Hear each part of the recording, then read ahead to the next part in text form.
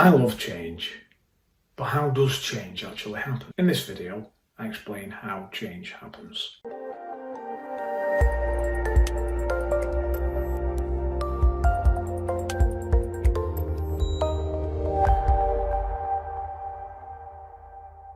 Welcome to my channel. I'm Mike. I'm really pleased you could join me. Do sign up for the channel. It is free and you'll be notified of any videos coming up. I remember about 20 years ago when I first started to touch type.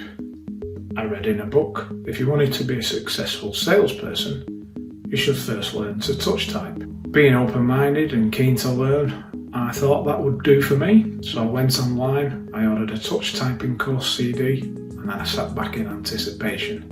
A few days later, there was a thud on the doormat. A parcel had arrived. It was the CD, and there was my touch typing course. The course helped to install the muscle memory in each finger so that you could touch type using all the fingers and thumbs without looking at the keyboard. It was tough, but I persevered, and my fingers ached, even the two little pinkies, which weren't used to doing anything. And now my right pinky was in charge of the colon on a question mark. Eventually I mastered touch typing, and I haven't had to relearn it. I only learnt it once, and as they say, it's just like riding a bike. Why is it? I'll explain shortly. Have you ever wondered why we are like we are?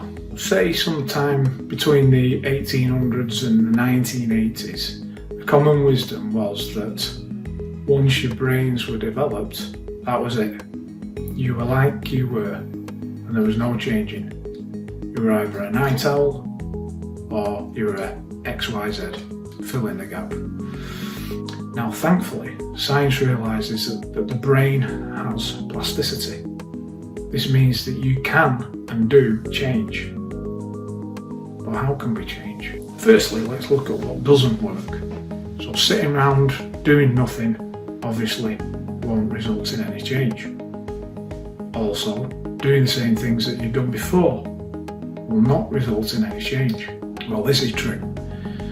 And in this, I include reading self-development books and not following through on the actions.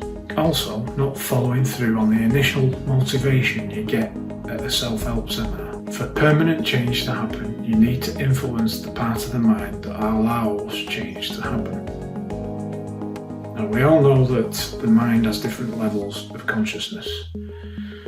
We can describe them as conscious and subconscious. It is the subconscious mind that controls all your bodily functions.